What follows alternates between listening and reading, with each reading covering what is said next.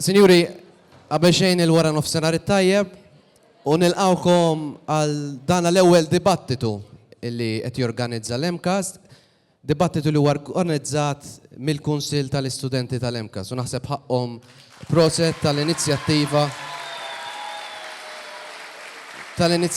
tagħhom illejla.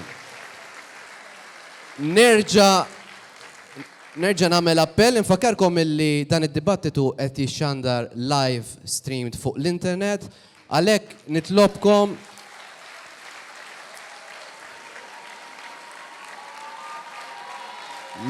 nitlobkom biex kif diġà għedtilkom hawn l-istudenti mill-Art and Design illi qegħdin jiffilmjaw dan id-dibattitu importanti li ma nostakolawx il-kameras għax inkella ma nkunux nistgħu waslu dan il-live stream kif suppost. Ħanappella għal kalma u r-rispett niddejjaq nagħmel dal-ħafna. Imma huwa importanti naf li hawn ħafna entużjażmu li huwa tajjeb, però nixtieq li kulħadd iżomm il-kalma u r-rispett. Illum il-mistoqsijiet se tagħmluhom intom. Jiena qiegħed hawnhekk biex nimmodera, rreferilhom, imma il-mistoqsijiet se tagħmluhom intom l-istudenti. Jiġifieri dan ser ikun dibattitu illi huwa mill-istudenti għall-istudenti, l-istudenti għall-mexxejja. Mela xtaqt nispjega wkoll kif se jaħdem dan id-dibattitu. Qed taraw li għandna t-timer hawnhekk kull mexxej ser ikollu 20 minuta għad-dispożizzjoni tiegħu biex jitwieġbu il-mistoqsijiet li se jsiru mill-istudenti. Naturalment la darba jiġu konsmati dawk l-20 minuta l-mikrofonu ikollu jintefa' biex bekk għaliex ikun naturalment ikkonsma l-20 minuta kull mexxej. Natu bidu minnu fih u allura se nilqa' magħna minnu fih li chairperson tal-Alternativa Demokratika nilqa' magħna lil Dr. Michael Briguglio.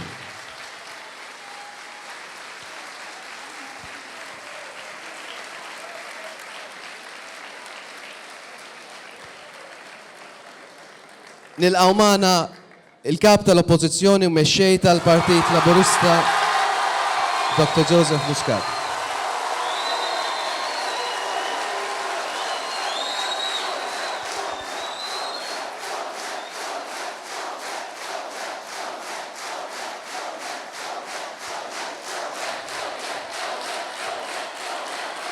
Nilqgħu magħna wkoll għal dan id-dibattitu lill-Prim Ministru u kap tal-Partit Nazzjonalista Dr. Lawrence Gonzi.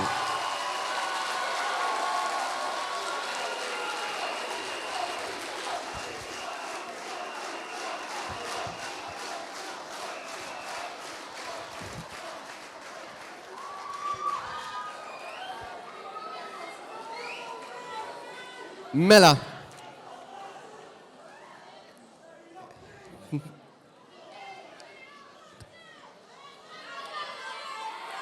ixtaqt illi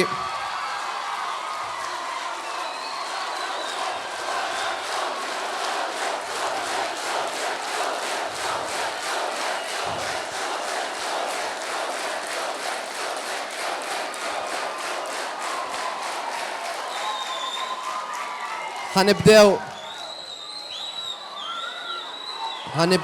dan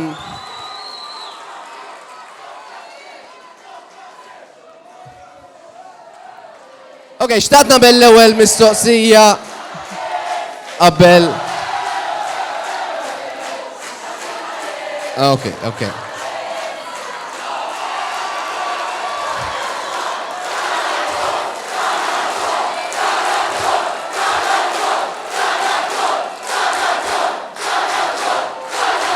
Ħanitlobkom iżommu daqsxejn tal-kalma lissa ħalli nkunu nistgħu nagħmlu l-mistoqsijiet għax inkella mhux se jkollna ċans nagħmlu l-mistoqsijiet. Xtaqt nibda minnu fih b'Dr. Lawrence Gonzi.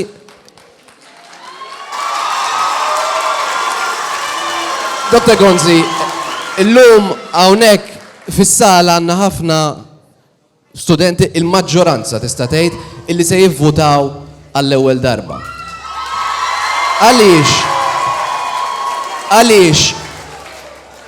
għandhom jerġgħu ħafna minnhom għaliex għandhom jagħtu l-ewwel vot tagħhom lill-Partit Nazzjonalista u mhux lill-Partit Laburista.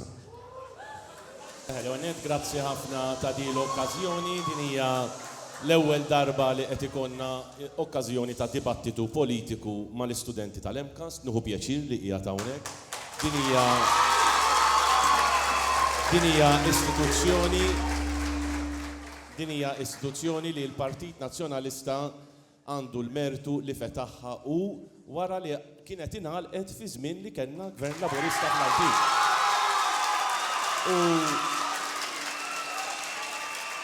U dan il-mertu kbir illi f'dal aħħar issa 14 sena tista' tgħid minn mindu bdiet l-MCAS bis-saħħa tagħha eluf kbar ta' żgħażagħ infetħulhom karriri, infetħulhom opportunitajiet li qabel ma kinux għad-dispożizzjoni tagħhom.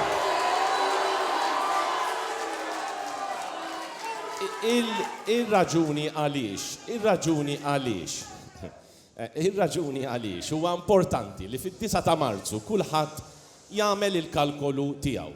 Hawnhekk għandna 6,000 fuqhom student full-time, għandna 4,000 student part-time.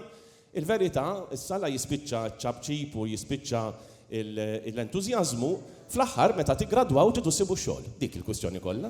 Bottom line ix-xogħol. U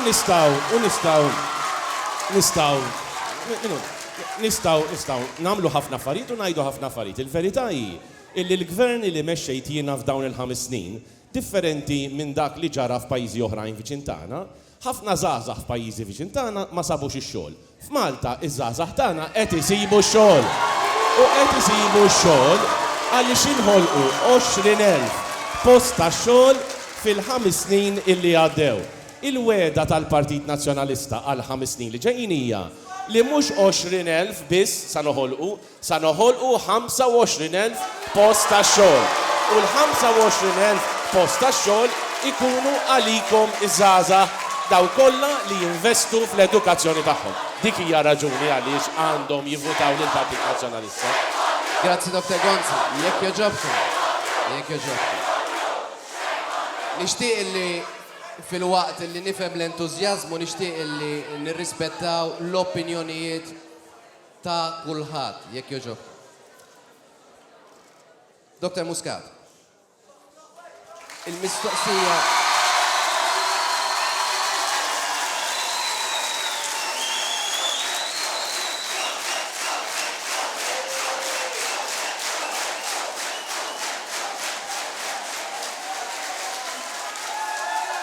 Dr. Muscat, jekk joġob.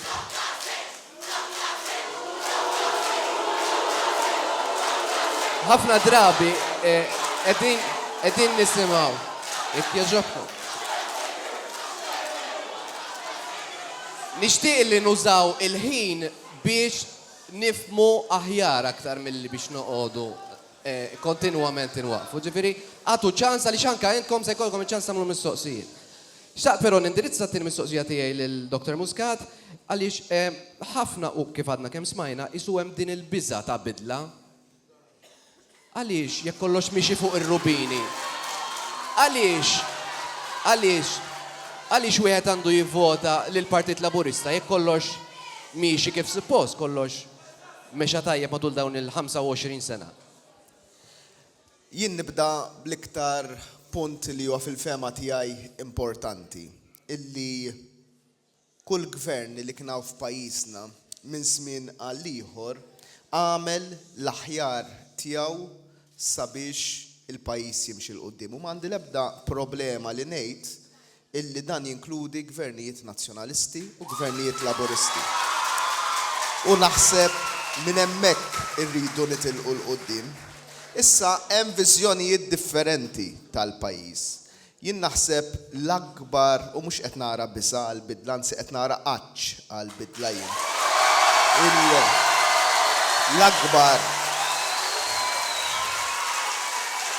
L-akbar punt għaliex għandu jkun hawn bidla fid-direzzjoni f'pajjiżna huwa li hemm bżonn ta' stil ta' politika ġdida. Hemm bżonn ta' stil ta' politika ġdida illi wieħed jifhem fi żmien l-elezzjoni forsi l-entużjażmu jikber ftit ieħor. Imma kif qal sewwa l-Prim Ministru, il-punt ewlieni ħajkun illi intom qegħdin tieħdu l-edukazzjoni tagħkom u li mbagħad issibu mhux biss post tax-xogħol, għax fil-fema tiegħi dak mhuwiex biżżejjed, iżda post tax-xogħol tajjeb illi minnu tkunu tistgħu tgħixu intom, tikbru intom u tkunu tistgħu tibnu lill-familja tagħkom.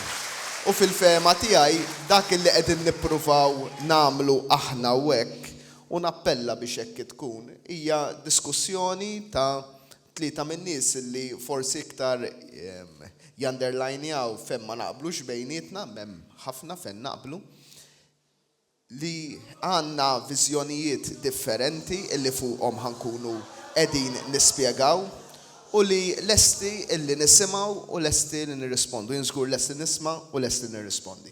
Grazzi, Dr. Muscat.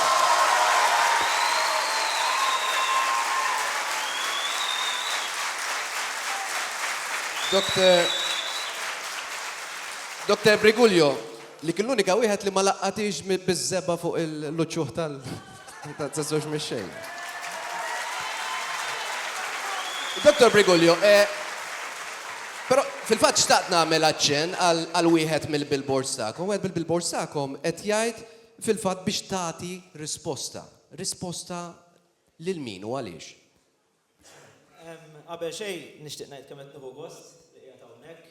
Jiena għal min ma jafx jiena nagħllem l-università, nagħllem is-soċjoloġija u verament inħossni at home meta nkun f'postijiet fejn hawn l-istudenti. U meta jiena kont student,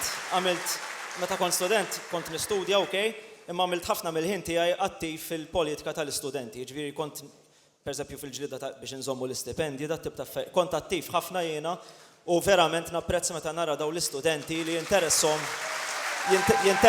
mill-politika.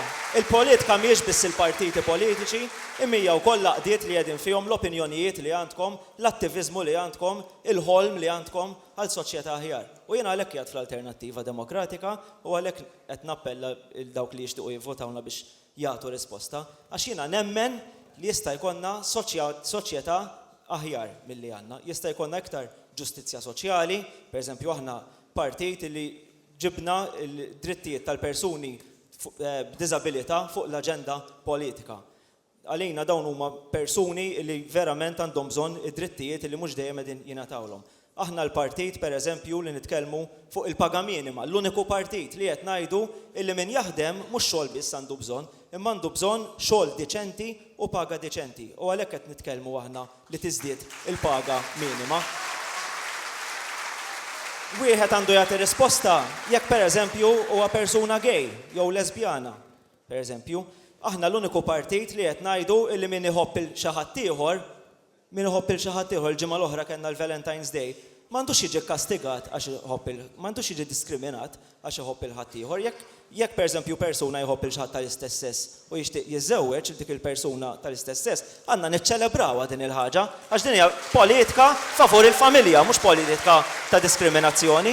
U għalhekk min għalih dawn li xużu mal-qalbu għandu jagħti risposta. Min jinqabad ipejjeb joint pereżempju u jiġi kriminalizzat u titħammiġlu l-kondotta minħabba fek, għandu jagħti risposta. Iva, għandu jagħti risposta. Min kellu tfal tiegħu li kienu vittma tal-eroina pereżempju u ingħataw lajnuna però tħamġitilhom il-kondotta, għandu jagħti risposta wkoll. Ma jistax ikun li minnu vittma ta' droga apparti li ngħinuh nitfgħuh il-ħabs, għax dik tagħmel il-problema tiegħu għar. Mbagħad hemm ħafna issues oħrajn, id-drittijiet tal-annimali pereżempju. Aħna l-uniku partit li naqblu 100% mal-proposti tal-Animal Rights Coalition li hija laqda li tirrepreżenta laqdiet kollha li jitkellmu favur id-drittijiet tal-annimali. Aħna m'hemm l-ebda kaċċatur li jiġbdilna l-ispaga, pereżempju. Dan l-iżvilupp qerriedi li hawn kollu. Xbajna f'dal-pajjiż hawn 70,000 bini vojt u tfal laqqas għandhom fejn jilagħbu, aħna rridu li verament iż-żgħażagħ ikollhom fejn jistgħu jiddevertu. U dik hija politika ambjentalista. Fuq il-kultura. Kemm importanti l-kultura żgħażagħ. Jiena mużiċist, jien għandu id-drums fi grupp heavy metal. Il-kultura hija importanti ħafna għaż-żgħażagħ li tesprimi ruħek b'mod verament liberu. U aħna qed ngħidu li ġala darba nkunu fil-Parlament niżguraw li l-politika tal-Gvern kulturali ma tkunx biss kultura tan-nies li qegħdin hemm fuq, illi m'għandi xejn kontrija, imma tkun ukoll kultura li hija aċċessibbli għal kulħadd. Jiġifieri min irid jivvota alternattiva qed jagħti risposta lill partiti l-oħrajn li apparti l-pika partiġana u ċuħ ħomor u ċuħ blu u l-ixus kollha li qed insemmu. Hija politika bis-sens politika li verament wieħed jaffej qiegħed magħha u għalhekk jiena nistieden il dawk li jridu din il-bidla progressiva biex jivvotanna. Grazzi. Grazzi, Dr. Bergoglio. Se ngħaddu minnu fih biex nibdew issa mistoqsijiet min-naħa ta' l-istudenti. Fil-fatt għandna studenti li huwa l-persuna li qed josib it-timer biex iwaqqafkom skont il-duration tagħkom illi se jagħmel mistoqsija l-ewwel mistoqsija tal-lum. Onorevoli Prim Ministru, Dr. Muscat and Dr. Bergoglio, l-ewwel ningrazzjakom fisem il-Council Board of Studies ta' Castle, tal-għajtu stadina tagħna, ningrazzjakom minn qalbi. L-ewwel mistoqsija li staqsi kemm il-Dr. Prim Ministru u kemm anke il-Dr. Muscat dwar Smart City. 5 snin ilu kellna l-weda ta' 7,200 impik, fosthom 5,600. Għaddu 5 snin wasat l-elezzjoni u di Smart City għadha ma sar is-sejn.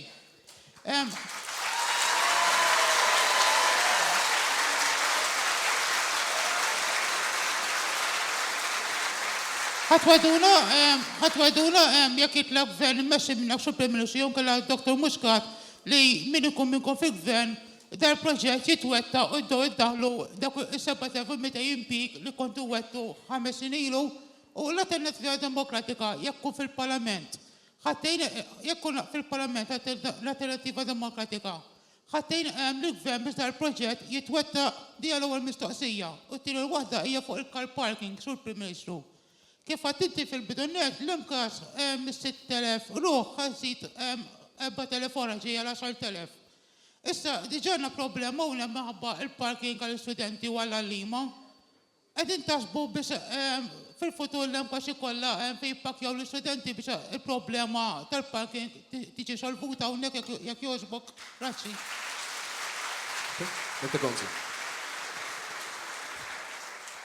L-għonet fuq Smart City, jien fimt għal-menu minn dak li qal il-kap tal-oppozizjoni reċenti f'jannar li għadda jidir li kien tela Dubai ġilura u jgħid li jaqbel mal-proġett ta' Smart City. Mela jider li żewġ partiti f'pajjiżna qegħdin naqblu. Li ngħidu ma sar xejn, niskanta meta jien naf u tafu li huwa pubbliku da li diġà investew 78 miljun euro fil-bini u fix-xogħol li hemm Smart City bħalissa. Investiment tal-barranin, mhux flus tal-Gvern Malti. Ħan niftehmu sew, ħuddu paċenzja, ejja għal-moment ma neqpawx inċabx fuq. Ġast segwu l-ħsieb biss, u mbagħad jekk ma taqblux ma jimpurtax, imma segwu l-ħsieb. Daw barranin, mhux jien, flushom 78 miljun setgħu nefquhom f'Timbuktu, setgħu nefquhom f'New York, minflok nefquhom f'Malta biex jibnu Smart City. Issa Smart City għaddej ix-xogħol qegħdin 4 passi bot minnu morru waraw. Vera, il-ħsieb huwa li dal-proġett finalment ġo fih, ser ikun hemm 7,000 post tax-xogħol. Iktar minn nofshom sa jkunu ICT, in-nofs l-ieħor sa jkunu għal hotels, għat tmexxija, għal maintenance, etc.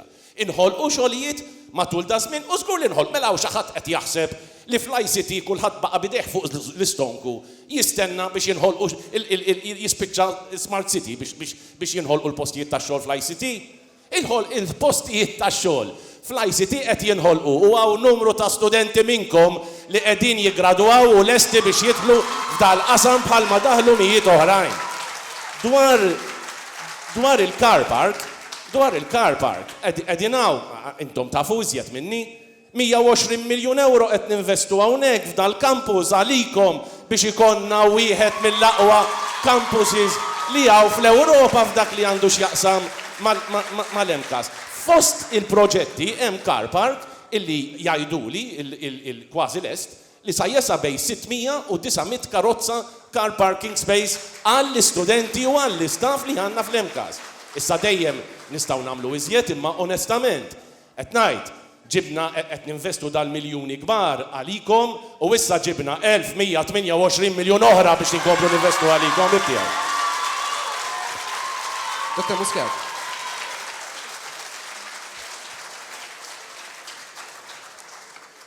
ħames snin ilu Dr. Gonzi wieħed 7,000 job, 5 snin wara ma wettaqhomx. Dawk huma il-fatti.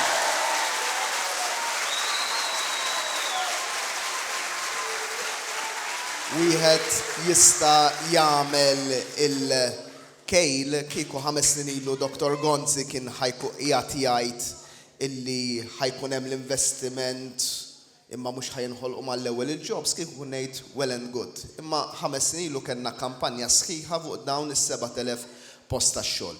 L-impenn tagħna huwa li naraw li dan il-proġett jitwettaq fit-termini li huma miftemin u l-aktar ħaġa li tweġġani hija dik li qalu l-iżviluppaturi jew dak li smajna illi l-affarijiet ma mxewx imquddiem minħabba li ma żarmax xi pompa tal-ilma x'imkien. Li għalija hija skuża inaċċettabbli. Lil minn hekk iva l-iżvilupp tal-kampus il-ġdid tal-Emkas huwa xi ħaġa tajba. Il-car park hija importanti imma jinnejt ukoll għal dawk li m'għandhomx karozza dak li rridu naraw huwa li ntejbu sistema ta' trasport pubbliku. Illi sfortunatament il-mod ta' kif ġiet ippjanata qiegħda ttellef lil ħafna studenti u qed ittellifhom ħafna ħin u ħafna dewmien. Dr. Briguglio, la darba jkun hemm l-alternattiva fil-Parlament, kif se jkun qed iħares lejn dan il-proġett? Aħna partit kostruttiv, jiġifieri aħna nawguraw li l-proġett ta' Smart City jilħaq l-għanijiet kollha tiegħu. Kieku konna nkunu fil-Parlament u jiena naħseb li ħankunu fil-Parlament wara din l-elezzjoni mill-feedback li qed nieħdu. Aħna konna niżguraw li pereżempju Smart City kien ikollu value added fuq li joħloq iktar xogħol. Pereżempju, konna ngħidu li Smart City kollu irid ikun bir-renewable energy. Xi ħaġa li ma saritx. Nistgħu mill-ambjent noħolqu x-xogħol dak li jissejħu green jobs. Kieku l-iżviluppaturi ta' Smart City intrabtu illi jkollhom ir-renewable energy, photovoltaic panels u x'nafien, kien ikun tajjeb għall-ambjent. Kien ikonna pressjoni inqas fuq il-domanda għall-enerġija fil-pajjiż u l-iktar ħaġa importanti naħseb l-iktar ħaġa li tinteressa l kulħadd hawnhekk kien jinħoloq ix-xogħol. Grazzi Dr. Briguglio. Għandna aktar mistoqsijiet. Iva, mill-platea? Mela, nixtieq insaqsi Dr. Joseph Muscat.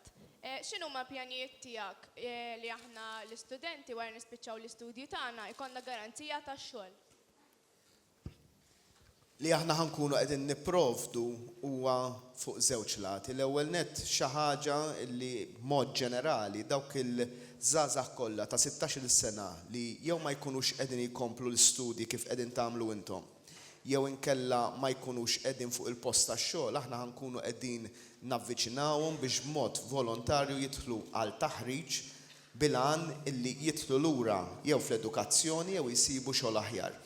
Din hija magħrufa bħala il-garanzija għaż-żgħażagħ. Meta proponejnija f'Mejju illi għadda kien hemm ma qabilx magħha.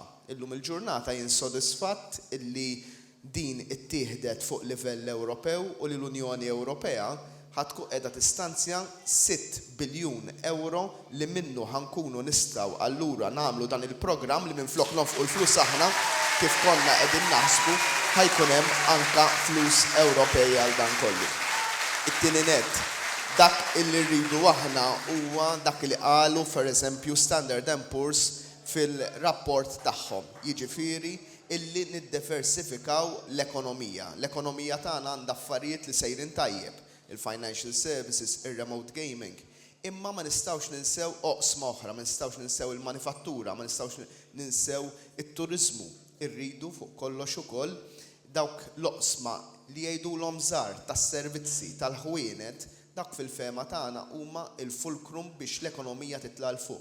Il-qasam marittimu illi fil-fema tagħna għandu potenzjal kbir. Il-marittimu fil-fema tagħna jista' joħloq ferm aktar postijiet tax-xogħol produttivi milli qiegħed joħloq illum.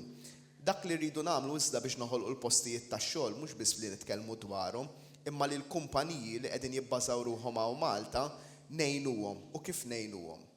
Daqs sena u nofsilu, is-CEOs ta' tlieta mill-ikbar kumpaniji barrani li hawn f'pajjiżna kienu staqsewhom intom għax ma ġibux iktar xogħol lejn pajjiżna. U qalulhom iva aħna nixtiequ nġibu aktar xogħol, imma u tawhom 3 raġunijiet. Waħda minnhom kienet it-taxxa li kienet tkun imposta fuq ir-renta tal-art, xi ħaġa li tidher li kienet solvuta anke aħna tajna min-naħa tagħna il-qbil tagħna dwar dan, il-burokrazija illi qiegħda tellef il-ħolqien tax-xogħol u l-kontijiet tal-enerġija illi qegħdin jitelfu il-postijiet tax-xogħol. Ma semmew imkien il-pagi, semmew dawn il-punti. U aħna min-naħa tagħna ir-roadmap illi qegħdin nipproponu hija mmirata sabiex fost oħrajn innaqsu l-kontijiet tad-dawlu tal-ilma, aħna l-unika moviment li għandna pjan ċar dwar dan il-qasam li nuru kemm, meta u kif. U ħankunu qegħdin innaqsu il-kontijiet binaru bid-lejl ġifieri, dak huwa punt naħseb importanti. Ħankunu qegħdin ukoll nimmiraw b'miri konkreti ħafna li naqsu l-burokrazija. B'dan il-mod billi noħolqu dil koalizzjoni bejn min jaħdem u min jħaddem ngħinu biex noħolqu mhux biss meta ngħidu 20-25,000 mhux ħanoqgħod nidħol f'dawk il-kalkoli, għandna mira l-tlieta li aħna ffirmajna għalija. Dik li sas-sena 2020 irridu nilħqu il-75% employability rate f'pajjiżna. Miftehim illi ippoġġewna qudiemna il-UHM. Dak hija mira ambizzjuża imma li aħna kommessin nippruvaw nilħuha anke qabel is-sena 2020. Ħanieħdu aktar mistoqsijiet?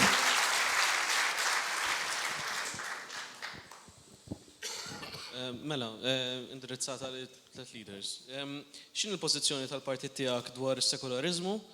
U taħseb li l-gvern għandu jkun sekulari jew neutrali?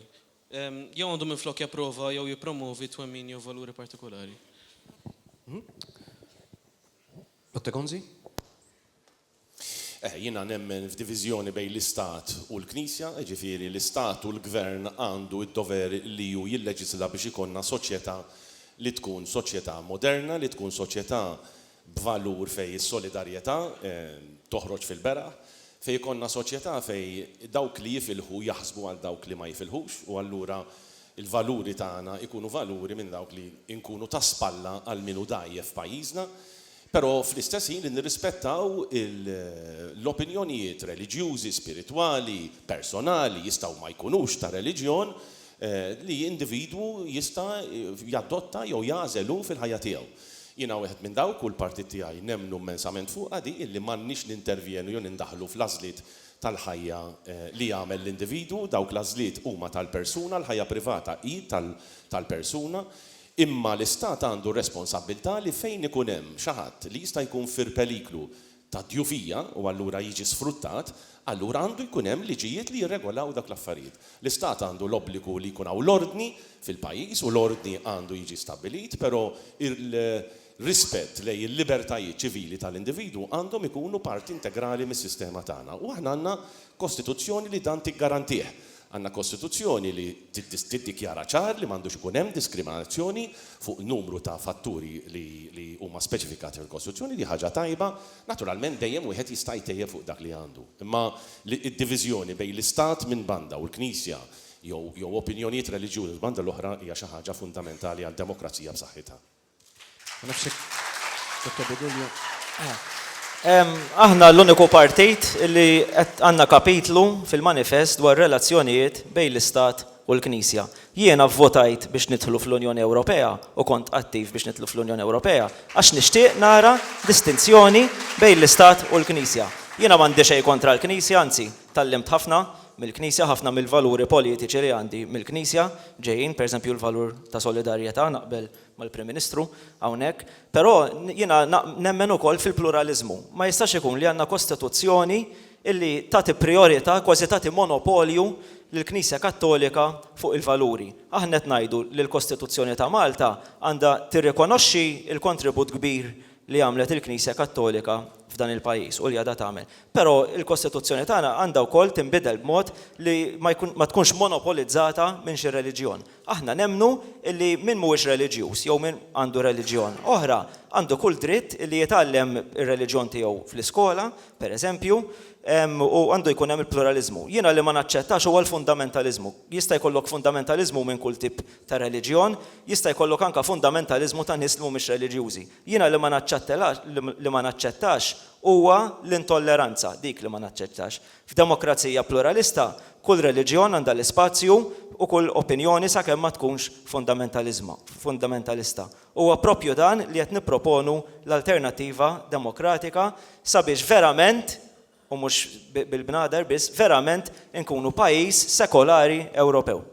Dr. Muscat, li jemmen li għandna bżonn naġġornaw il-Kostituzzjoni? Aħna naqblu li hemm bżonn ta' aġġornament sħiħ tal-Kostituzzjoni u għalhekk ħankunu qegħdin jekk ningħataw il-fiduċja nresqu sabiex tibda tiltaqa' konvenzjoni kostituzzjonali mhux bejn il-politiċi biss iżda mas-soċjetà ċivili kollha. Dan huwa wieħed mill-punti li bla dubju ta' xejn jiġi diskuss min-naħa tagħna.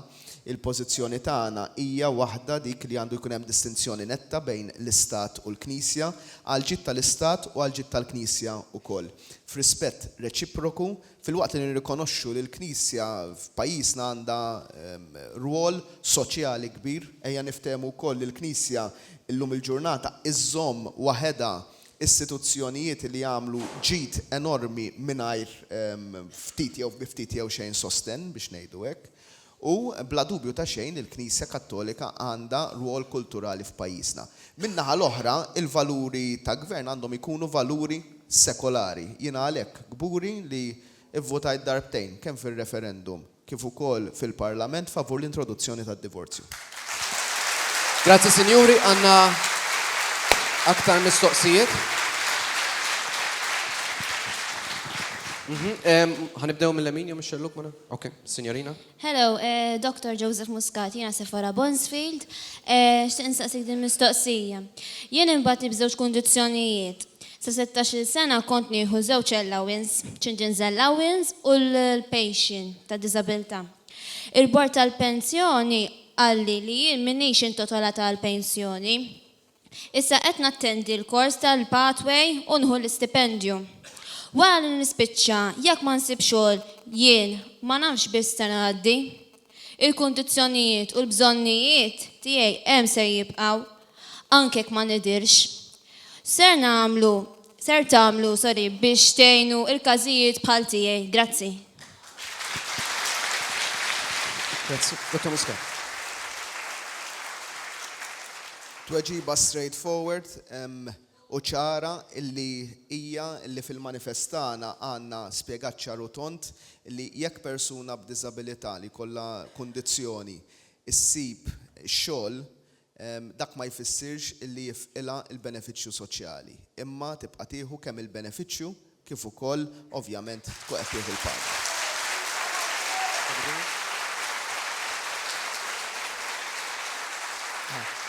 Kif kont qed ngħid qabel aħna bħala partit progressiv li nemmnu fil-ġustizzja soċjali dawn huma l-issues li għalina huma l-iktar għal qalbna.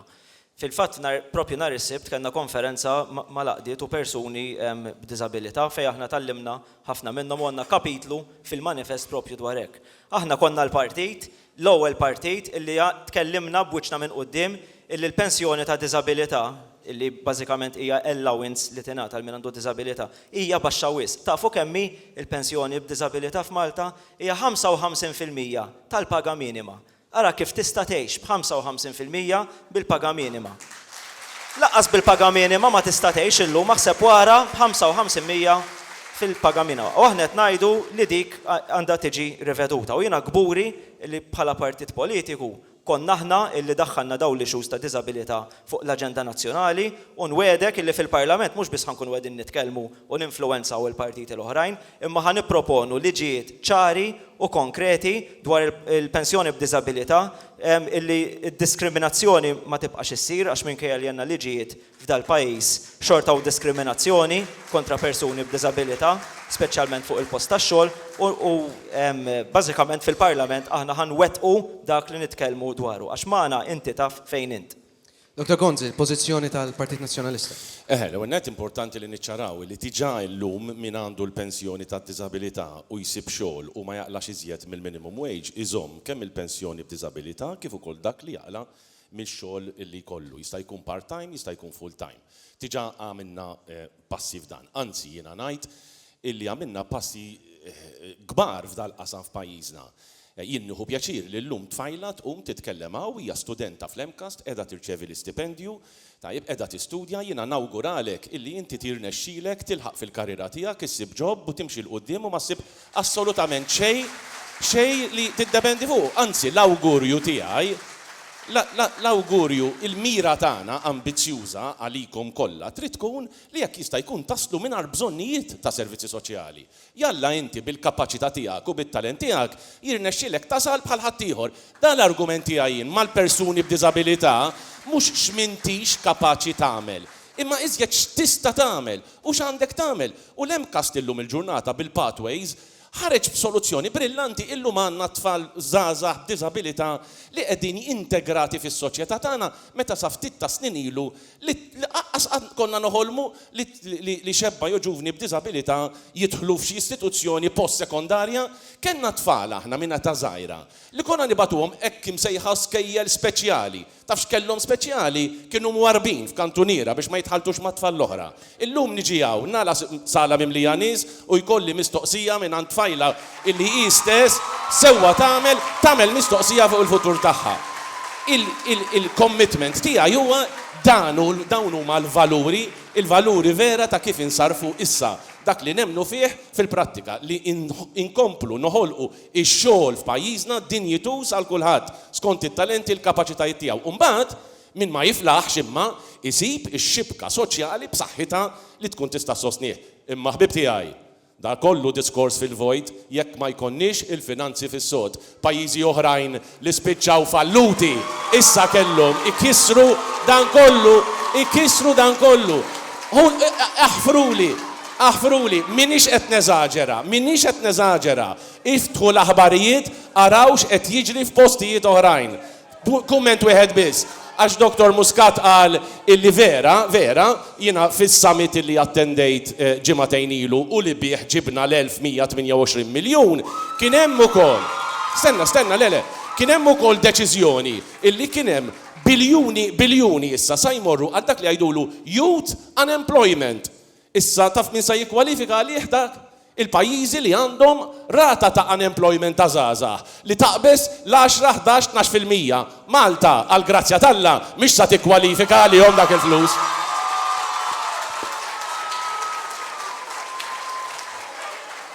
Għandna aktar mistoqsijiet? Iva. Qiegħed nirrappreżenta l-istudenti li qegħdin jattendu degree course ta' baċċellerat fl-inġinerija ġewwa l-Emcast. X'inhi l-viżjoni futura tagħkom għall-opportunitajiet għalina studenti meta niggradwaw sabiex naħdmu bħala inġiniera professjonali kif titlob il-liġi u kif ukoll inkomplu nsaħħu t-tagħlim tagħna fejn jidħlu masters, scholarships u tagħmir fil-laboratorji. Grazzi. Dr. Muscat ma nafx jekk jixtieq wieġeb.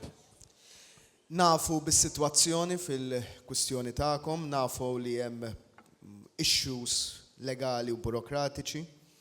Minna ħatana dak illi ħassibuna ma'kom illi nemnu li jintom bħala studenti li tħaltu għal dan il-kors bilan li ssiru inġiniera, nemnu li għandkom dak id-dritt, nemnu illi għandhom jisiru ma tistawx tispiċċaw vittmi ta' pika, ħanuża l-kelma hekk, jew ta' nuqqas taftejim bejn istituzzjonijiet differenti.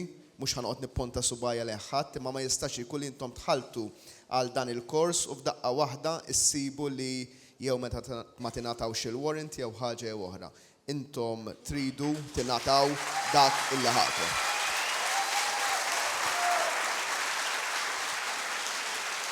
Qabel xej għandu jkun hemm standardization tal-kwalifiċi, ġifieri dak li tikkwalifikaw għalih minnu hawnhekk jekk huwa ekwivalenti bħala valur għal dak li qed jistudjaw studenti fl-università għandkom tingħataw il-warranty. Ġifieri aħna nemmnu aħna favur politika ta' standardization. Huwa pożittiv illi l-MCAST qiegħda timprovja f'dan il-qasam, però fadal xi jsir. Biex nagħti proposta konkreta x'hemm ħafna x'tista' tgħid fuq l-inġinerija, però bħala Green Party jiena l-ewwel semmejt il-Green Jobs. Dak huwa qasam illi Malta sfortunatament qed nitkellmu dwaru mhux aħna ħaddieħor nsemmuh ma mhux qed intuh l-importanza li jixraqlu. F'pajjiżi oħrajn il-miljuni ta' xogħlijiet li qed jinħolqu bħala green jobs huma xi ħaġa tal-meravilja. U daw green jobs jinkludu kemm xogħol manwali imma kif ukoll xogħol ta' riċerka u xogħol ta' inġinerija. Pereżempju Malta għandna biss 1% mill-enerġija tagħna li ġejja mix-xemx u mir-riħ jew sorsi oħrajn rinnovabbli. Pajjiżi oħrajn fl-Ewropa kollha għandhom iktar. Malta għandha target sa sena 2020 li jkollna 10% tal-enerġija tagħna minn enerġija rinnovabbli. U jien naħseb fuq di għandna nitkellmu mhux nqogħdu nagħmlu ħafna gimmicks fuq id-dawl u l-ilma, fuq l-enerġija rinnovabbli għax dak huwa l-futur verament tal-pajjiż. Jekk naraw pajjiżi oħrajn bħal Ġermanja li qabdu din it-triq meta l-Greens kienu fil-gvern, il-Ġermanja qed joħolqu mijiet ta' eluf ta' impjiegi fl-inġinerija u fuq smoħrajn propju f'dan il-qasam. Issa l-Ġermanja laqqas joħolmu li jkollhom ix-xemx u r-riħ li għandna aħna.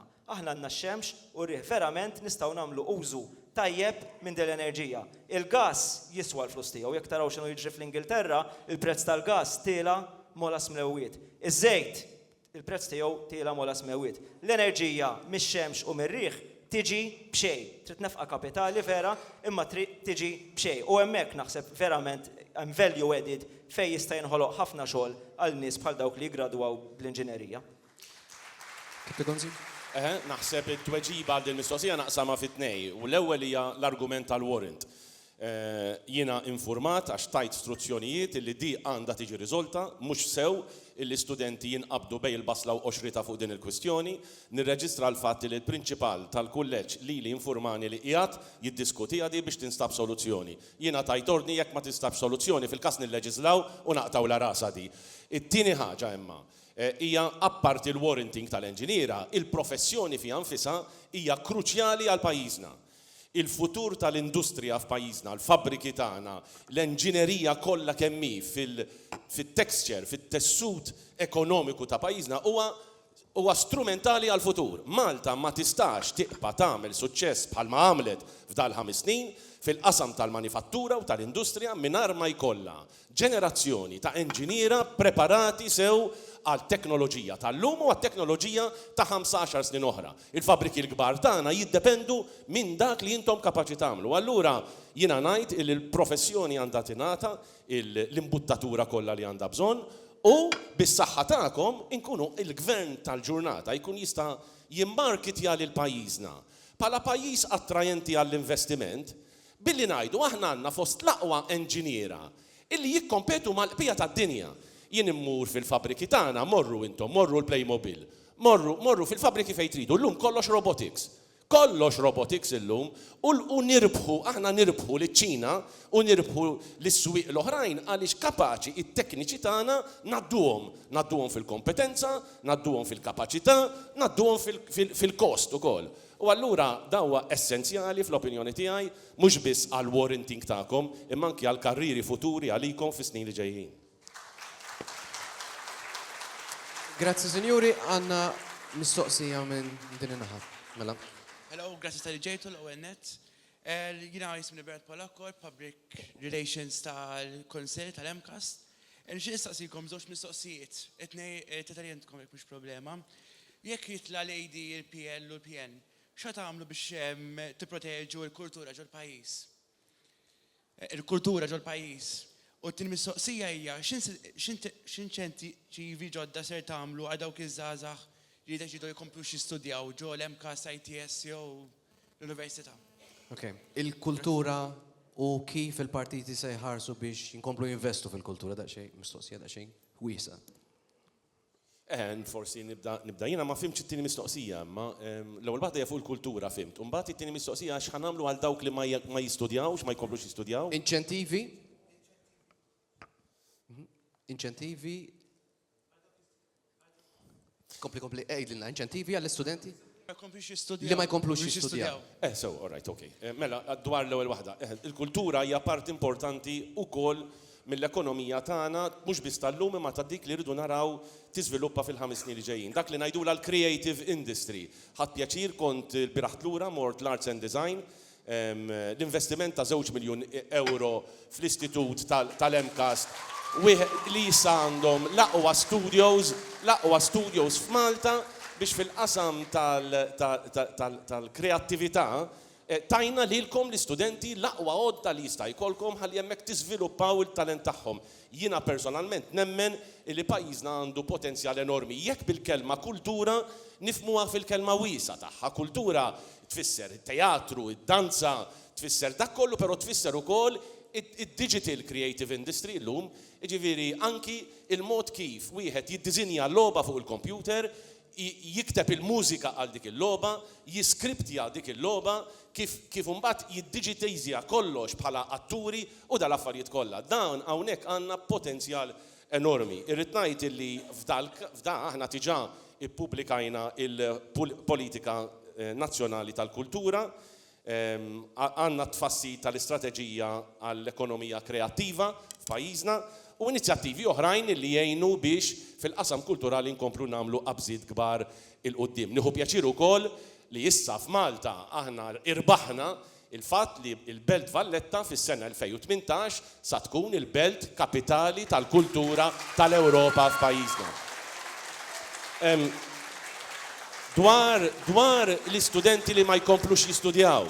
Hawnhekk ara, għalhekk aħna l-politika tagħna u l-mod kif nara l-affarijiet jien nixtieq f'isem kulħadd ta' illi nara l-iskejjel kollha tagħna bl-MCAST bl-Università b'kollox miftuħin 24/7, 24 siegħa, 7 ijiem kuljum. U r-raġuni hija sempliċi. Biex min għal-moment fil-perjodu ta' ħajtu għadda minn diffikultà, ma setax ikompli, ma komplix jistudja, kellu problema, ma komplix fl-iskola, daħal fid-dinja tax-xogħol, irnexxa ma rnexxix, reġa' tħajjar, insibu f'pajjiżna l-istituzzjonijiet kollha miftuħin għalih, anki jekk lest imur jitgħallem fis-sija ta' filgħodu, ħan esaġera ftit issa tajjeb. Għaliex? Għax ikonna l-elettriku irħas dak il-ħin u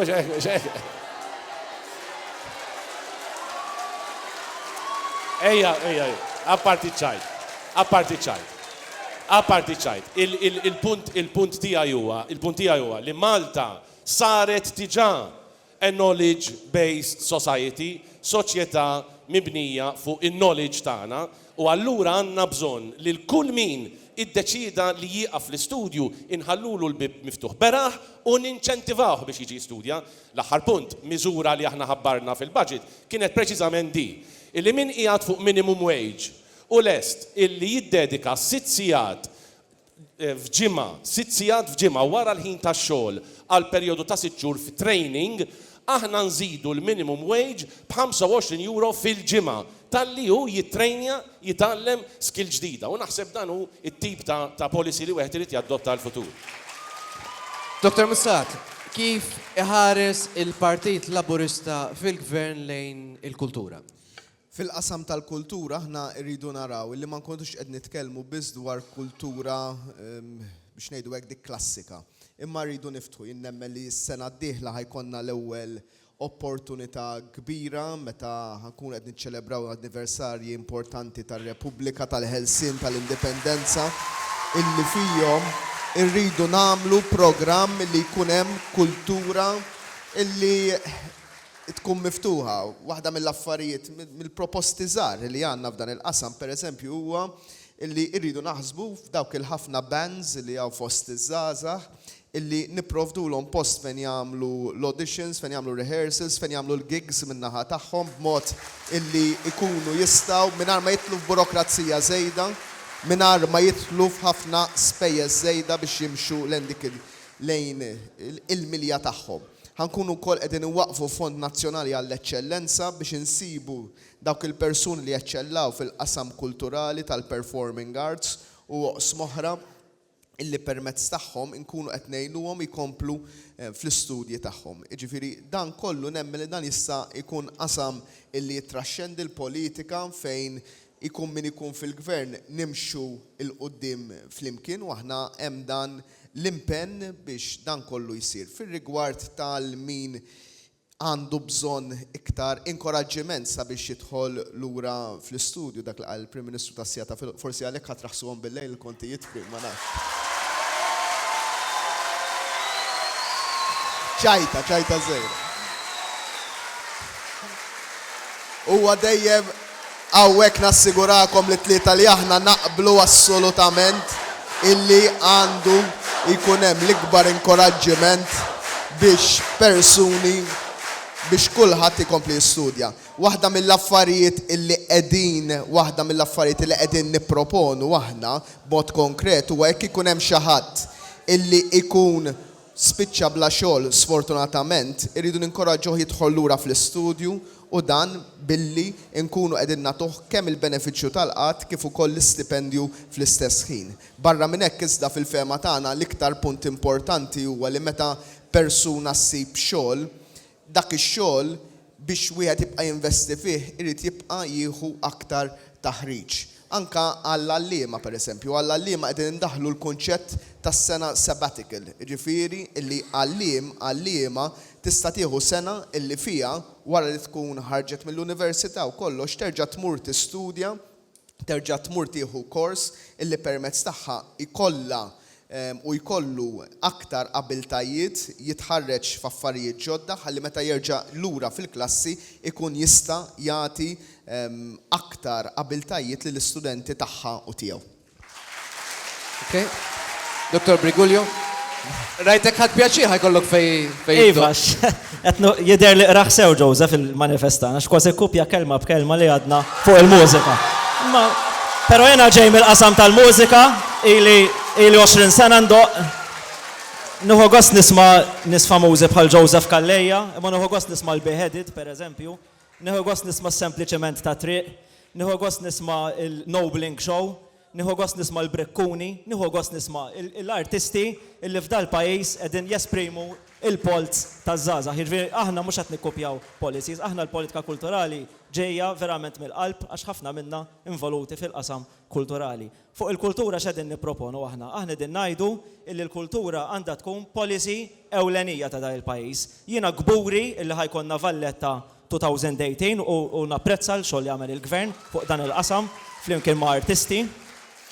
U fil-Valletta 2018 vera ħajkonna opportunità biex il-kultura kollha tal-pajjiż u mhux il-kultura li qegħdem fuq biss, imma verament l-espressjoni ribelluża taż-żgħażagħ verament tista' issemma il-vuċi tagħha. U għalhekk aħna għandna kapitlu sħiħ fil-manifest fuq il-kultura fejn qegħdin ngħidu illi pereżempju għandu jkun hemm Ministeru tal-Kultura illi fih ikun hemm division speċifikament fuq stili ta' mużika. U meta qed ngħidu stili ta' mużika, mhux qed nitkellmu biss fuq il-Eurovision li nieħu gost naraħ il-Eurovision, imma qed nitkellem ukoll fuq il-heavy metal pereżempju, fuq il-punk, fuq il-hip hop, fuq il-jazz, fuq l-istili mużikali li verament iż-żgħażagħ jistgħu jesprimu ruhom. Hemm ħafna iktar xi tgħid fuq il-kultura, jiena nemmen li l-iktar sors ta' empowerment fis-soċjetà huwa l-qari. Jiena bħala kunsillier ta' Sliema in charge mill-librerija ta' Sliema, nieħu gost pereżempju l-introduċejt inizjattivi bħal storytelling għat-tfal. It-tifel tiegħi jieħu gost imur jaqra l-kotba fil-librerija ta' Sliema u hemm tant tfal oħrajn. U l-qari l-aħjar arma biex verament ikonna demokrazija fil-pajjiż. Aħna qed ngħidu li għandu jkun hemm ħafna iktar investiment fil-libreriji, ħafna iktar investiment fl-arkivi u qed ngħidu li l-kunsilli lokali għax verament jista' jkollhom rol importanti l-kunsilli lokali hawnhekk għandhom jingħataw iktar fondi speċifikament għall-kultura. F'kull lokalità għandu jkun hemm siti fejn iż-żgħażagħ jistgħu jesprimu ruhom b'mod liberu u mhux bħalma ġara darba f'xi karnival tan-nadur illi kien hemm min beda jipprova jiċċensura dak li qed jgħidu iż-żgħażagħ. L-arti ma teħtieġ ċensura, l-arti u l-kultura teħtieġ il-ħelsien, teħtieġ il-libertà. Dik hija l-kultura u dik hija d-dinja li jiena ili fiha 20 sena u ħanibqa' fiha sakemm immut. Aktar mistoqsijiet? Eżis mexxejja, nixtieq insir naf aħjar rigward l-istipendi għandux jingħata l min jirrepeti u jekk jingħata min ħajbenefika minnu għalkemm il-darba. L-istipendji, kux se jitmissu jew mhux se jibqgħu kif huma f'dan il-każ? F'każ li persuna tirrepeti, student jirrepeti. Dr. Gonzi. Il-politika tagħna għal dak li għandu x'tasama l-istipendji di. L-istipendju huwa inċentiv biex inti tistudja u timxi l-qudiem. Jekk inneħħu dik l-inċentiva, allura tlifna kollox. Mela l-istipendju jibqa' jitħallas jekk inti tgħaddi mill-eżamijiet. Jekk inti teħel, allura jkun ifisser illi l-istipendju ma tieħdux ħlief fejn ikun hemm raġunijiet umanitarji. Ħanerġa' nirrepeti. Fejn ikun hemm raġunijiet għaliex student ikun weħel minħabba ċirkostanzi speċjali, hemmhekk hemm is-sistema kif tibqa' titħallas l-istipendju. Irrid ngħid però sadattant illi aħna qegħdin nipproponu illi l-istipendju għal dawk illi ġejjin minn familja fejn jidħul huwa baxx, familja fejn għandek missier li qed jgħix bil-minimum wage pereżempju, hemmhekk l-istipendju ser jiżdied u sa nżiduh sostanzjalment. Sa nżidu wkoll l-istipendju għal dawk il-studenti li huma b'diżabilità. U apparti minn hekk, kif tafu, aħna għadna wkoll li l-istipendji sa nibdew naġġornawhom kull sena pro rata skont l-oli tal-ħajja. Però ħaniftehmu nerġa' nirrepeti, irridu illi l-istipendju ikun inċentiva għal kulħadd biex jistudja, biex jirnexxi, biex jagħmel l-isforz kollu tiegħu jew tagħha ħalli jasal fejn nixtiequhom li jaslu. U naħseb hekk qed tagħmlu intom u hekk qed jagħmel kulħadd. Dr. Muscat, l-istipendji Partit Laburista fil-Gvern, se jiġri? L-istipendji ħajinżammu żgur. Il-punt prinċipali imma fejn ma naqblux jiena u Dr. Gonzi huwa li jien nemmen li jekk student jew studenta wara sena xogħol jiġri xi ħaġa fl-eżami jibblankja jiġri xi ħaġa u ma tgħaddix mill-eżamijiet għandhom jingħataw a second chance. Għandhom jingħataw a second chance.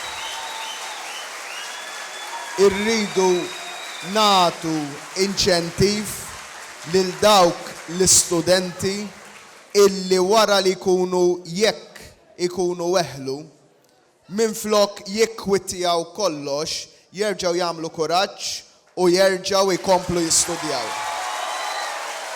U biex nagħmlu hekk qegħdin ngħidu illi jekk student, jekk studenta, jekk studenta, jekk student, jekk studenta, jekk student ifalli darba, iva, natuha ċans ta' sen oħra bi stipendju ħalli tkompli għaddej bl-studju tiegħu. Qed noħu li qed nitkellmu fuq l-istipendji, is-sistema preżenti tal-istipendji hija sistema li ġiet grazzi għal protesti kbar li saru fin-1990s meta l-moviment studentess li nkont parti minnu iġġilidna biex ikonna l-istipendji. U l-istipendji bħalissa naħseb huma tajbin għax għandek nofshom, jew mhux nofshom, għandek persentaġġ li huwa grant, jiġifieri biex inti tista' tonfoqhom, u għandek persentaġġ ieħor li tużah biex għall-kotba u għall-apparat li għandek bżonn. U dik hija il-proposta tal-istipendji hija frott tal-protesti li saru mill-istudenti li jiena kont fl-ewwel ring norganizza l-protesti dak iż-żmien. Issa, jekk student għandux jingħata stipendju jekk jeħil xi jew le. Jiena nemmen l-istipendju huwa dritt, jiġri għandek tingħata l-istipendju jekk teħel. Jekk ovvjament jekk ikun hemm każijiet, jiena naħseb ikunu każijiet eċċezzjonali daw, għax jien kif qatt nagħlem l-università, illi hemm studenti illi qatt ma tarhom l-università jew l-MCAS jew junior college jew postijiet l-oħrajn u mhux qiegħed hemm biex jistudja, dak huwa mod ieħor. Però l-assumption għandha tkun l-istudent qiegħed hemm biex jistudja, mhux nassumu mill-ewwel li l-istudent mhux qiegħed hemm biex jistudja. Għalfejn nemmen fl-istipendji jiena, nemmen fl-istipendji għal raġuni waħda. Għax minkejja l-avvanzi kbar u għamilna, nkunu onesti, għamilna avvanzi kbar fil-qasam edukattiv f'pajjiżna. Minkejja dan kollu, xorta, jekk qabbilna ma' pajjiżi oħrajn fl-Unjoni Ewropea, qegħdin fl-aħħar postijiet f'dak li għandu x'jaqsam ma' persentaġġi ta' studenti. Naħseb jien l-uniku wieħed li qed iġabxuni miż-żewġ naħat ma importax tajjeb. Għax ma nagħtaf fejn int għalhekk. Minkejja l-avvanzi kbar li saru, qegħdin fl-aħħar postijiet f'dak li għandu x'jaqsam ma' persentaġġi ta' studenti li qegħdin fl-edukazzjoni post-sekondarja. U nibża hawnhekk u naqbel ma' żewġ kelliema ta' qabli illi jekk jinqataw l-istipendji ħadd mu qed jipproponija u dak huwa pass pożittiv, da ħajkun ta' diżinċentiv, mhux għall-istudenti kollha, l-iktar ħajkun ta' diżinċentiv huma l-istudenti li ġejjin mill-klassi tal-ħaddiema. Aħna bħala Partit Progressiv la nistħu u laqqas nibżgħu nitkellmu dwar il-ħaddiema, aħna kburin li nitkellmu dwar il-ħaddiema u dwar il-klassi tal-ħaddiema. Jiena bħala attivist u politiku li nemmen fil-ġustizzja soċjali, nemmen f'politika li ma tkunx diskriminatorja viżavi il-klassi tal-ħaddiema. It-tfal li ġejjin minn dik il-klassi m'għandhomx jiġu diskriminati. U għalhekk jiena nemmen fl-istipendju u għalhekk ħanibqa' attiv biex l-istipendju jibqa' jiżdied. Grazzi, Dr. Briguglio. Għanna żewġ mistoqsijiet oħra marbuta mal-stipendji li ħaneħdu għam is-safda ħalli nkunu nistgħu. Żewġ mistoqsijiet. Nixtieq nistaqsi lill-mexxejja jekk l-istipendji tal-istudenti u mhux ser jitmessu jekk għandniex garanzija ta' dan. U dan qed ngħidu għaliex kien fl-2005 li l-istipendji tnaqsu drastikament mill-Partit Nazzjonalista fil-Gvern. U taħt Lorenz Gonzi Prim Ministru. U għaw nixtieq infakkar li kien Gvern Laburista li daħħal l-istipendji f'pajjiżna. Oħra, nixtieq insaqsi wkoll il-mexxejja jekk jaqblux li l-istipendji għandhom jingħataw blura biżieda mill-ewwel ta' Jannar la se jinżamm l-istess budget. Mela, naħseb l-ewwel mistoqsija u ġibnija diġà. It-tieni mistoqsija jekk għandhom x'jingħataw ma fimx eżatt jekk għandhom x'jingħataw lura mill-ewwel ta' Jannar biżieda.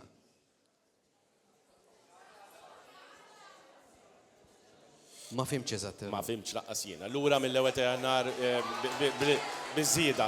Qed nassumi li qed jgħidu li jekk jgħaddi l-budget wara l-elezzjoni ġenerali il-proposta ta' stipendji riveduti bl-oli tal-ħajja prorata tiġix effettiva mill-ewwel ta' Jannar ta' dis-sena. Nassumi li di l-mistoqsija u tweġiba hija iva, almenu minnaħa tiegħi, però dwar l-ewwel mistoqsija tiegħek ħanfakkar li kien il-Partit Laburista li l-istipendju għamlu lkom dejn, jiġifieri, kieku ħallejna l-affarijiet kif kienu, kieku illum qed jiggradwaw l-istudenti, bħalissa qed tiggradwaw, għandkom numru ta' studenti tagħkom li qegħdin tiggradwaw. Kieku ħallejna kollox kif ħallew il-Labor, kieku bħalissa dawk li qed jiggradwaw sa jibdew jaħdmu biex iħallsu lura id-dejn li kien impona fuqhom il-Partit Laburista. Dik id-differenza ħabib tiegħi. Dr. Muscat, ma nafx.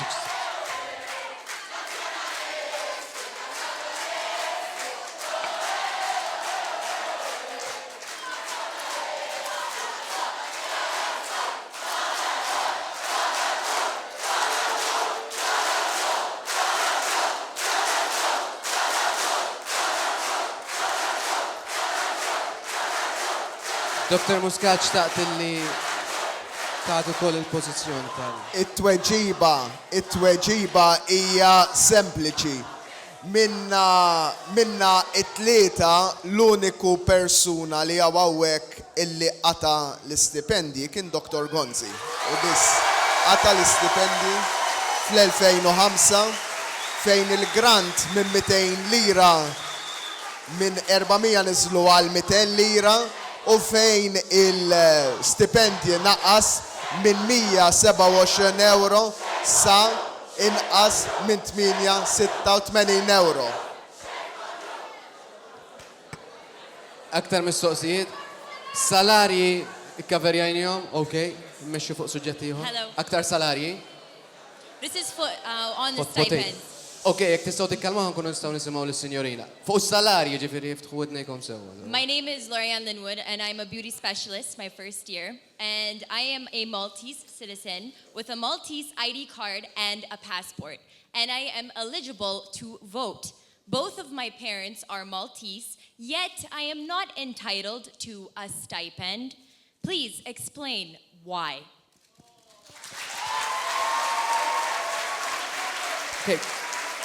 Każ daqsxejn speċifiku ma nafx dettalji. U każ daqsxejn partikolari, daqsxejn speċifiku, ma nafx.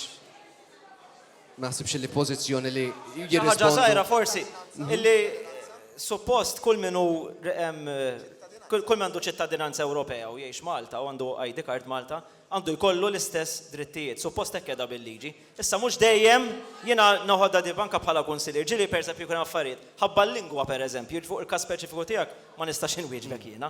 Imma bħala jekk qegħdin parti mill-Unjoni Ewropea, kulħadd li għandu residenza Maltija u ID card Maltija huwa ċittadin Ewropew għandu jkollu l-istess drittijiet. Li mhux bil-fors għandhom bżonn bidliet leġislattivi. Xi kultant ikun kunsill lokali li joħroġ ċirkolari bil-Malti pereżempju u ma jifhmu ħadd. Pablo, ma jkunx Malti. naħseb l-aħjar li Dan il-każ jitkellem. ikonna dettalji u niverifikaw ftit U l-affarijiet. l-ewwel forsi nitkellmu anke mal.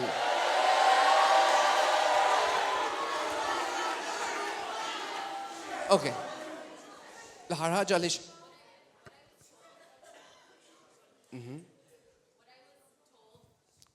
Okay, go ahead. What I was told was I need to be a resident for 5 years, which is understandable. But somebody from Bulgaria who has resided here for 5 years, not holding a Maltese ID, not being able to vote, can receive stipend after 5 years when I have every single right to vote and a Maltese ID card, and I cannot have anything helping me. And not only that, I live alone. My parents live abroad. I don't have any money incoming. When last year I was at the university, I had to go back to Canada to make a living and come back here with money to survive. And now, on the side, doing facials. It would be a great help, not just for me, but for every other person in my shoes who can vote and who has Maltese identity. Thank you. Okay, se nieħdu aktar mistoqsijiet, ħanaraw daqsxejn. Iva? Mela, Dr. Gonzi, qed nitkellem fismi u fisem sħabi li ġejjin mill-Lemcast Institute tal-Kalkara, Maritime Institute. Il-proċedura kienet li l-iskola jsibuna vapur li fuq nistgħu nagħmlu is-sea time. Imma xi raġuni din inbidlet. Nixtieq nkun nafhem il-pożizzjoni tiegħek dwar dan l-aġir. U naqqat magħha aħna l-istudenti rridu nħallsu tal-inqas 400 euro fuq din l-uniformi. Minn barra apparat ieħor dwar is-suġġett.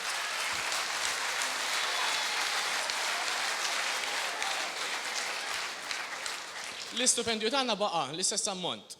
Fil-waqt li kien magħruf li inti flimkien mal-kabinett tiegħek kellkom tal-inqas 500 euro żieda fil-ġimgħa.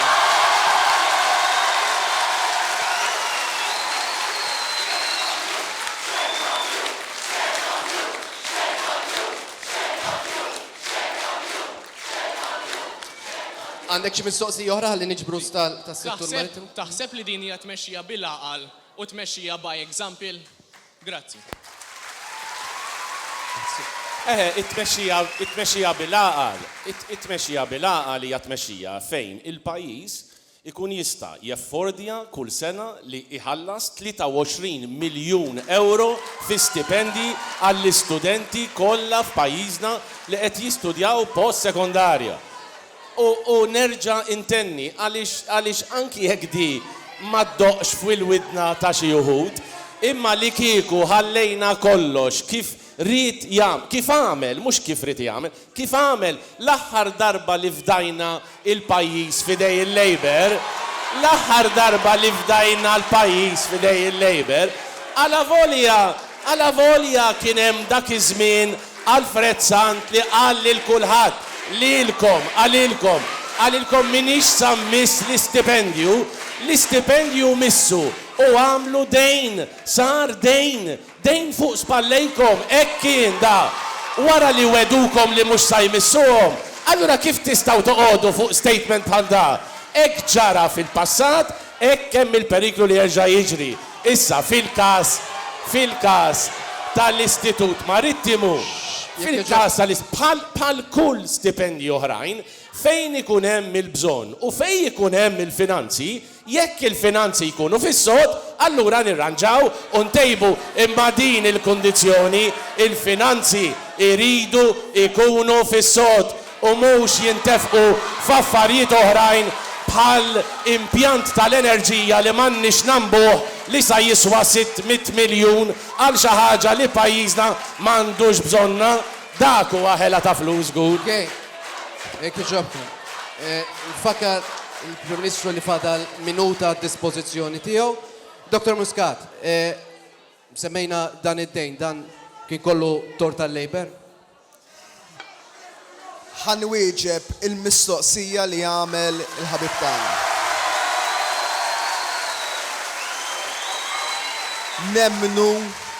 Nemmnu ħafna fil-qasam marittimu. Jekk tara l-manifest elettorali tagħna, l-qasam marittimu jingħata importanza kbira ħafna.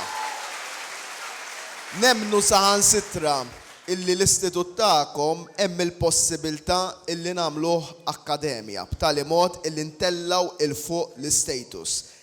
Nemmnu li intom f'dan il-pajjiż jista' jkollkom futur enormi. Waħda mill-problemi li qegħdin tiffaċċjaw ġejja mill-fatt sfortunatament illi il-gvern preżenti għal raġunijiet li baqgħu mhux magħrufa kisser issi Malta. Żarma għal kollox u ħalla lil ħaddiema kif huma. Aħna nemmnu li bis-sitwazzjoni kif illum xorta nistgħu insibu mod ta' kif intom tieħdu l-esperjenza, għandkom bżonn l-esperjenza u hemm bżonn li jiġu attirati aktar nies lejn il-karriera tagħkom illi aħna nemmnu ħafna fikom. Fuq kollox, nemmnu illi din hija kwestjoni ta' kif nagħmlu l-prijoritajiet. Naqbel mal-Prim Ministru illi hija kwestjoni ta' kif ħanonfqu l-flus.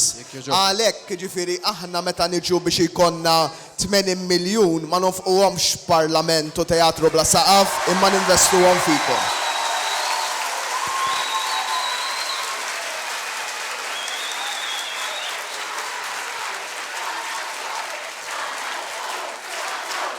Okay.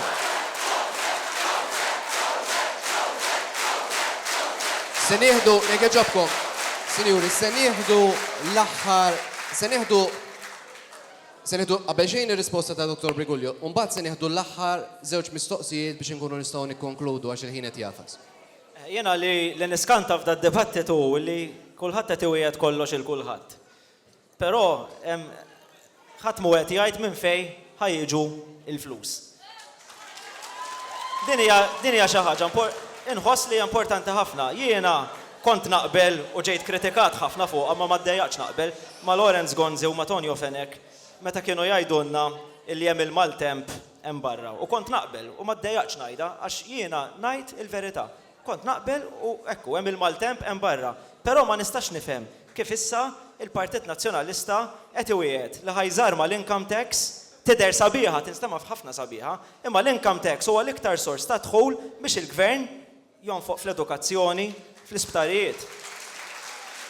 Imma ħanajduha kif inhi, diżappuntat ħafna illi partit li suppost huwa progressiv jaqbel l-inżarmaw l-income tax. Ma nistax nifhimha jendi, fl-Ewropa kollha il-partiti soċjal-demokratiċi għandhom policies illi l-income tax hija l-iktar sors ta' dħul tal-gvern. Jiġifieri jekk inti ħadd wieħed kollox il-kulħadd, fajn, wieħed kollox lil kulħadd.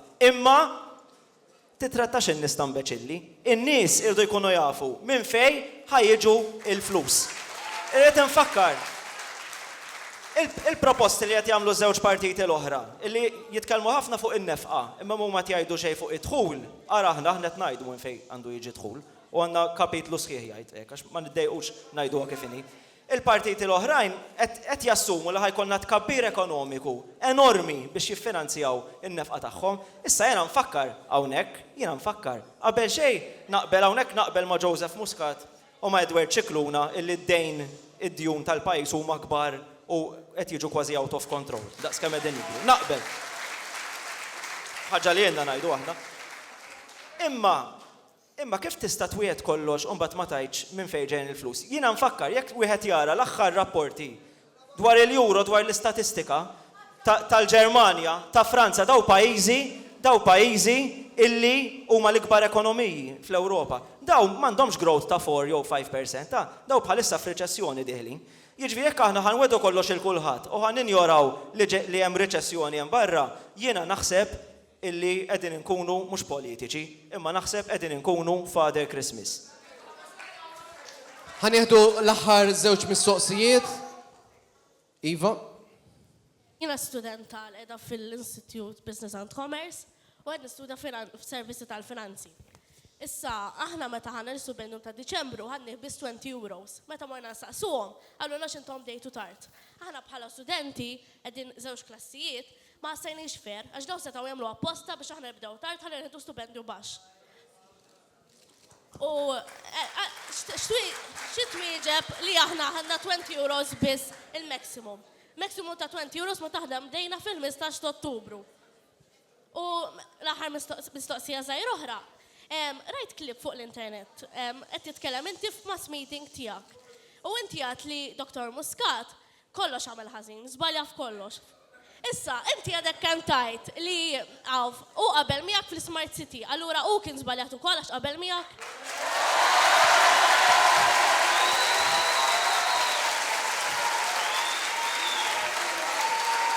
Okay, se nieħdu mistoqsija oħra.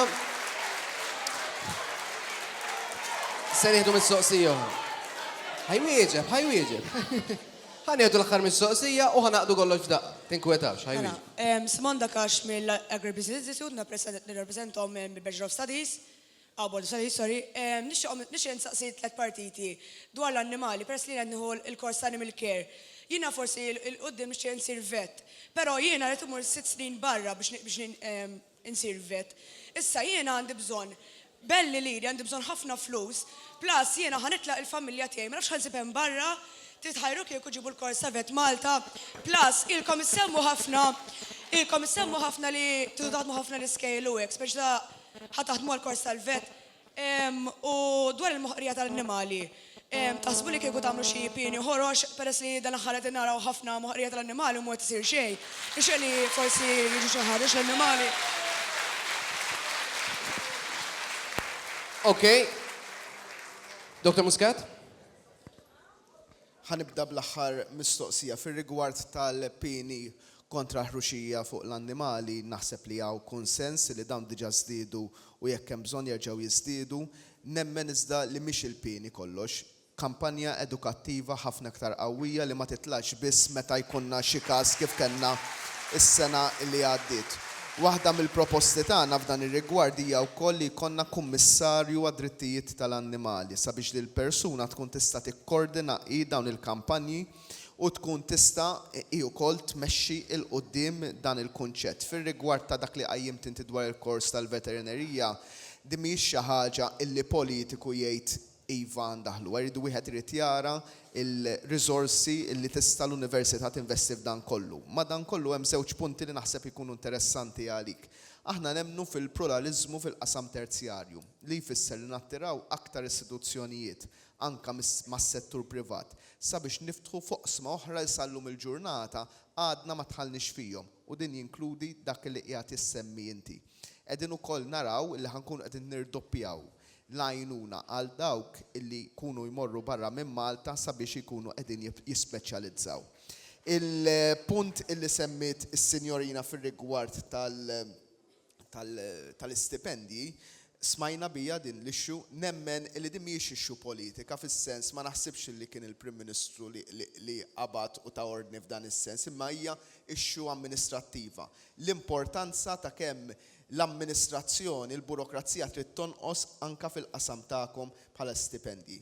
Jekk tippermettuli wkoll fuq il-punt dwar it-tbassir ekonomiku tagħna. Waħda mill-punti li aħna konna kawti ħafna dwarha hija li tbassir ekonomiku ma milniex aħna, imma ħadna tbassir ekonomiku tal-Unjoni Ewropea u tal-IMF biġifieri biex ma nkunux akkużati li aħna ottimisti wisq u bbażajna il-projections tagħna f'dan ir-rigward. Grazie, Dr. Muscat. Dr. Briguglio? L-aħħar żewġ minuti, Dr. Briguglio. Bħala Green Party aħna l-animal rights hija issue li verament nemnu fija. Jekk wieħed jara l-Parlament Ewropew, bażikament il-liġijiet kollha illi jiġu approvati fl-Unjoni Ewropea li għandhom x'jaqsmu ma' animal rights, id-drivers tagħhom ikunu il-Green Parties ħafna drabi. U aħna partit pereżempju ma niddejqux ngħidu aħna nemnu li l-kaċċa fir-rebbieħa għandha tinqata'. Jiena nsaqsi l-Muscat, Joseph Muscat, ħabib tiegħi Joseph. Jekk ikun hawn kummissarju għall-annimali, tajjeb ikun hawn kummissarju għall-annimali, li ma naħa ħajħu fuq il-kaċċa. In-naħa tal-Partit Laburista u tal-Partit Nazzjonalista illi jridu jżommu l-kaċċa fir-rebbieħa, jew in-naħa tal-Animal Rights Coalition u tal-Alternattiva Demokratika illi qed jgħidu illi ġala darba il-poplu ivvota biex nidħlu fl-Unjoni Ewropea għandha tinqata' il-kaċċa fir-rebbieħa. Tajjeb, fuq iċ-ċirkli, il-Kummissarju tal-Annimali, x'pożizzjoni ħajjieħu fuq l-annimali fiċ-ċirkli? Aħna nemnu li m'għandhomx jidħlu circuses hawn Malta bl-annimali għax hemm sfruttar kbir dak il-qasam. U ma niddejqux ngħidu għadi, di teżisti f'pajjiżi oħrajn u tista' teżisti f'Malta wkoll. Aħna l-uniku partit illi nappoġġaw minn A sa Z il-policies kollha tal-Animal Rights Coalition. Ġifieri jekk inti għalik l-animal rights, id-drittijiet tal-annimali, u animal welfare, il-ħarsien tal-annimali bħal moħrija, huma priorità ta' fejn int mal-Alternattiva Demokratika. Għax aħna m'għandniex bżonn il-voti tal-kaċċaturi. Grazzi, Dr. Briguglio. Dr. Gonzi, l-aħħar ftit sekondi għad dispożizzjoni tiegħek. Sempliċement fuq il-animal welfare naqbel perfettament ma' dak u l-animal rights ma' dak li qal Dr. Muscat, naħseb għandna pjattaforma komuni fuq di, però fuq l-ewwel mistoqsija għaliex jingħad li Dr. Muscat kien żbaljat dejjem, għaliex fuq il-referendum tal-Unjoni Ewropea kien żbaljat. U fuq il-parir li tani li nimxi bħalma mexa Ċipru kien żbaljat ukoll.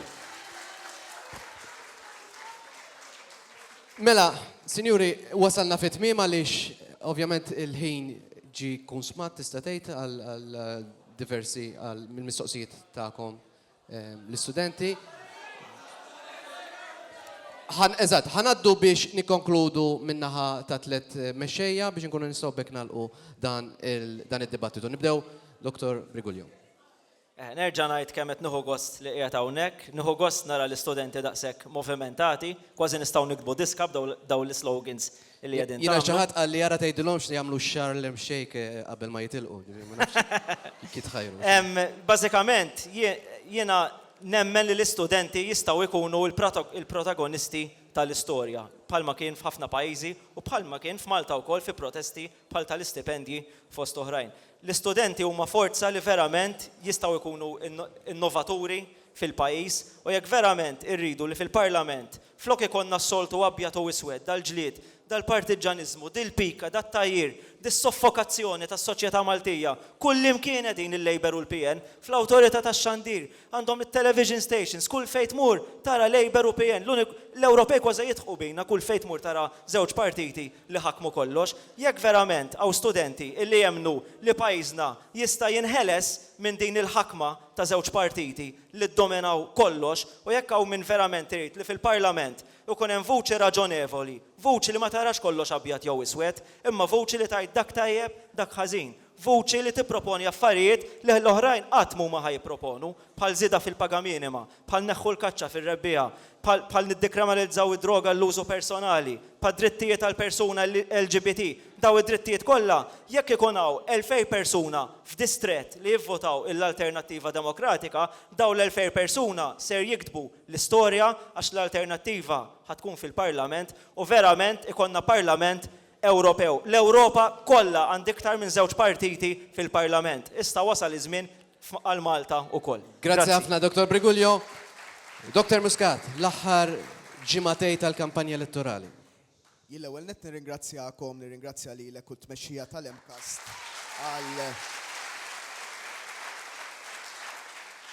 għal din l-istedina illi għamiltulna, kienet movimentata wkoll. Naħseb li l-istudenti m'għandhom bżonn lilna l-politiċi biex noqogħdu nipprittkawlhom. Naħseb biss illi għandna nirrealizzaw li wara id-9 ta' Marzu ikun min ikun illi jirbaħ l-elezzjoni, importanti li hawnhekk on campus u fuq il-postijiet kollha l-oħra tirrenja s-serenità li rridu nimxu il-qudiem bħala pajjiż, irridu nimxu il-qudiem bħala poplu wieħed li n-nies niġġudikawhom mhux skont il-kulur ta' wiċċhom imma li aħna l-koll wiċċ wieħed li aħna il-koll nistgħu ma naqblux b'mod voċiferu ma' xulxin, iżda li kapaċi nirrispettaw il-xulxin, kapaċi ikonna diskussjoni matura ma' xulxin. Jien konvint, perswas, illi kull gvern illi kellu pajjiżna dejjem ipprova jagħmel l-aħjar għal pajjiż. Ikun hemm it-tajjeb, ikun hemm il-ħażin. Wasal fil-fema tiegħi issa mument fejn iż-żgħażagħ jistgħu mill-ġdid ikunu protagonisti fl-istorja ta' pajjiżna illi jistgħu jagħtu għażla favur il-bidla fid-direzzjoni u fuq kollox għażla illi itwassalna għal dak illi tal-inqas il-ġenerazzjoni tiegħi forsi ma gawdejniex biżżejjed.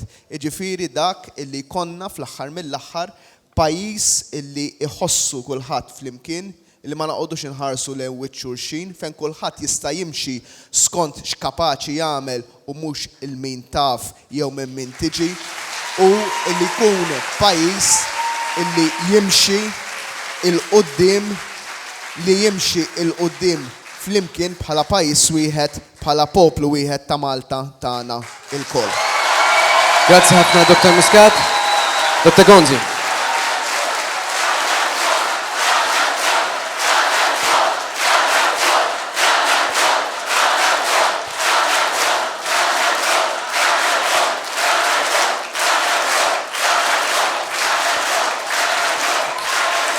Xtaqt li nieħdu l-aħħar kummenti. Dr. Gonzi. Grazzi ħafna anki jiena nirringrazzjakom ta' din l-opportunità. Fil-5 snin li għaddew konna nkwetati fuqkom il-koll. Fil-5 snin li għaddew kienaw maltemp kbir idur mad-dinja kollha. Fil-5 snin li għaddew għal-grazzja talla bil-għaqal kull min iggradwa minn din l-istituzzjoni fil-biċċa l-kbira minnhom irnexxilhom isibu x-xogħol. Issa qegħdin ippreparati għal 5 snin li ġejjin. Fil-5 snin li ġejjin minn hawnhekk mill-università u minn postijiet oħrajn se jiggradwaw 20,000 żagħżugħ u żagħżugħa.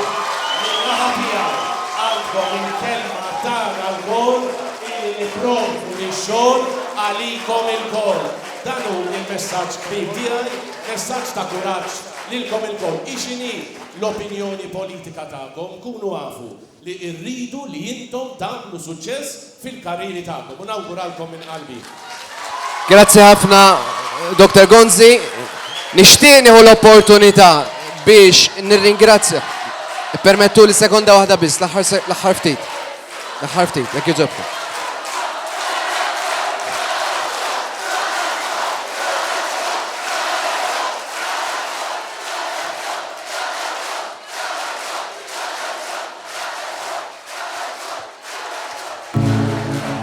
Signori, nixtieq qabel xejn l-aħħar ħaġa. Nixtieq għaliex din hija l-ewwel darba li sar dan id-dibattitu fl-MCAS u nixtieq qabel xejn illi nirringrazzjaw lill-Kunsill tal-Istudenti li organizza dan id-dibattitu, l-istudenti tal-Art and Design li kienu qed jistreamjaw dan id-dibattitu live fuq l-internet, il-Community Services illi ħadu ħsieb il-make-up tal-mistednin, it-tim tal-Precincts Office taħt it-mexxija ta' Salvu Grek illi ħadu ħsieb is-sala, kif ukoll il-prinċipal uffiċjal kap eżekuttiv tal-MCAS u deputat Principal Sivin Kakija u Entni Saliba li blajnuna tagħhom flimkien mal-istudenti seta' issir dan id-dibattitu. Grazzi ħafna Dr. Briguglio, Dr. Muscat, Dr. Gonzi. Nirringrazzjakom.